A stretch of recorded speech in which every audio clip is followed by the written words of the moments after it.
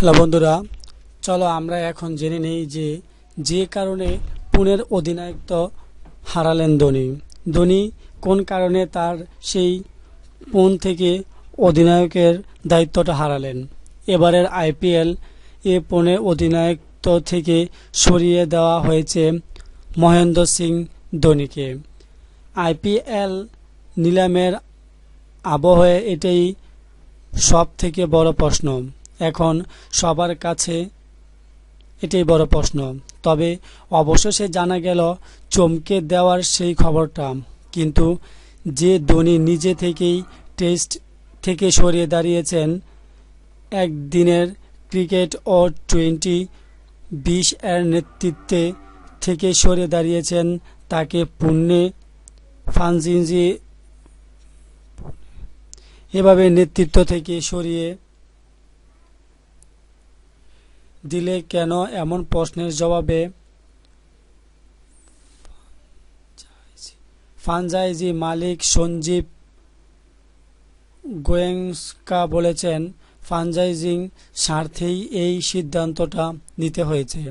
তবে সূত্রের খবর, নানা কারণে ধোনির উপর বিরক্ত ছিলেন ফ্রাঞ্চাইজিং কর্তারা। তার অন্যতম কারণ হলো ফোনে ধোনিকে পাওয়া যেত না। সঞ্জীব গোয়েঙ্কা নিজেও বেশ কয়েকবার তার সঙ্গে আলোচনা করতে গিয়েও ফোনে ধরতে পারেননি। তিনি যে ধোনিকে ফোনে পেতেন না, একথা নিজেও এক সাক্ষাৎকারে জানিয়েছেন। তিনি যিনি টাকা ঢালবেন, তিনিও যদি অধিনায়ককে না পান, তাহলে রাগ হওয়ার স্বাভাবিক বিষয়। ফোনে ফ্রাঞ্চাইজি সূত্র হতে জানা যায়, ধোনির সঙ্গে কোনো আলোচনাই করা যেত না। যা বলার তার এজেন্টকে বলতে হতো। এটা মেনে নিতে পারেনি কর্মকর্তারা। মাঠের বাইরের নানা বিষয় নিয়ে ধোনি নিজের মতামত চাপিয়ে দেওয়ার চেষ্টা করেন, যেমন জার্সির রং কী হবে, লোগো কী হবে ইত্যাদি। এই বিষয়টিকেও ভালো চোখে দেখেননি পুনের কর্মকর্তারা। তাদের দাবি ছিল মাঠের ভেতরটা অধিনায়ক দেখবেন, কিন্তু বাইরের দিকটা দেখবেন ফ্রাঞ্চাইজি কর্মকর্তারা। এছাড়া বিভিন্ন ক্রিকেটারদের ব্যবহার করা নিয়েও ধোনির সঙ্গে কর্মকর্তাদের ভুল বোঝাবুঝি প্রকট হয়ে উঠেছে। সূত্রের দাবি, ইংল্যান্ড সিরিজ চলাকালীন ধোনি কলকাতায় এসে সঞ্জীব গোয়েঙ্কার বাড়িতে যান। তখনই তাকে কিছুটা ইঙ্গিত দেওয়া হয় কেন তাকে নেতৃত্ব থেকে সরানো হতে পারে। পরে ধোনিকে বিস্তারিতভাবে বলেন পুনের এক কর্মকর্তা। ধোনি নাকি স্বাভাবিকভাবেই মেনে নিয়েছেন সবকিছু। থ্যাংক ইউ বন্ধুরা। ধোনিকে কেন পুন থেকে অধিনায়ক থেকে সরানো হলো সেই সম্পর্কে একটু জানার জন্য।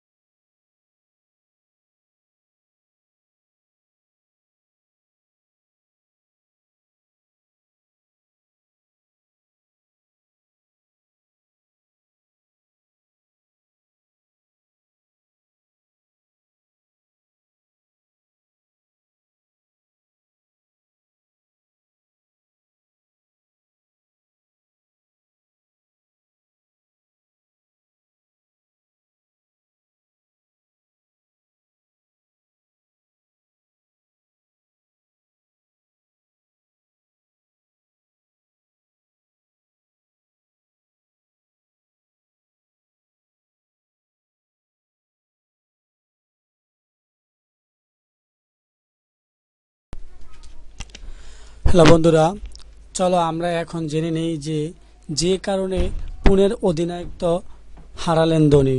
ধোনি কোন কারণে তার সেই পুন থেকে অধিনায়কের দায়িত্বটা হারালেন। এবারের আইপিএল এ পুনের অধিনায়কত্ব থেকে সরিয়ে দেওয়া হয়েছে মহেন্দ্র সিং ধোনিকে। আইপিএল নিলামের আবহে এটাই সব থেকে বড় প্রশ্ন। এখন সবার কাছে এটাই বড় প্রশ্ন। তবে অবশেষে জানা গেল চমকে দেওয়ার সেই খবরটা। কিন্তু যে ধোনি নিজে থেকেই টেস্ট থেকে সরিয়ে দাঁড়িয়েছেন, একদিনের ক্রিকেট ও টি-20 এর নেতৃত্বে থেকে সরে দাঁড়িয়েছেন, তাকে পুণে ফ্রাঞ্চাইজি এভাবে নেতৃত্ব থেকে সরিয়ে দিলে কেন, এমন প্রশ্নের জবাবে ফ্রাঞ্চাইজি মালিক সঞ্জীব গোয়েঙ্কা বলেছেন, ফ্রাঞ্চাইজিং স্বার্থেই এই সিদ্ধান্তটা নিতে হয়েছে। তবে সূত্রের খবর, নানা কারণে ধোনির উপর বিরক্ত ছিলেন ফ্রাঞ্চাইজিং কর্তারা। তার অন্যতম কারণ হলো ফোনে ধোনিকে পাওয়া যেত না। সঞ্জীব গোয়েঙ্কা নিজেও বেশ কয়েকবার তার সঙ্গে আলোচনা করতে গিয়েও ফোনে ধরতে পারেননি।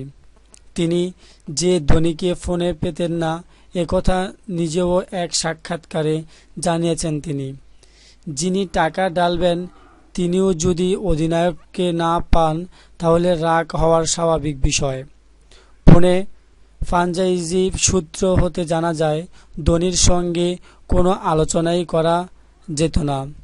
যা বলার তার এজেন্টকে বলতে হতো। এটা মেনে নিতে পারেনি কর্মকর্তারা। মাঠের বাইরের নানা বিষয় নিয়ে ধোনি নিজের মতামত চাপিয়ে দেওয়ার চেষ্টা করেন, যেমন জার্সির রং কী হবে, লোগো কী হবে ইত্যাদি। এই বিষয়টিকেও ভালো চোখে দেখেননি পুনের কর্মকর্তারা। তাদের দাবি ছিল মাঠের ভেতরটা অধিনায়ক দেখবেন, কিন্তু বাইরের দিকটা দেখবেন ফ্রাঞ্চাইজি কর্মকর্তারা।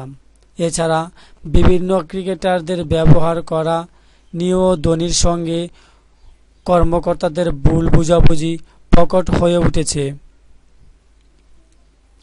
সূত্রের দাবি, ইংল্যান্ড সিরিজ চলাকালীন ধোনি কলকাতায় এসে সঞ্জীব গোয়েঙ্কার বাড়িতে যান।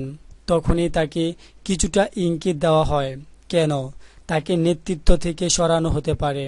পরে ধোনিকে বিস্তারিতভাবে বলেন পুনের এক কর্মকর্তা। ধোনি নাকি স্বাভাবিকভাবেই মেনে নিয়েছেন সবকিছু। থ্যাংক ইউ বন্ধুরা। ধোনিকে কেন পুন থেকে অধিনায়ক থেকে সরানো হলো সেই সম্পর্কে একটু জানার জন্য।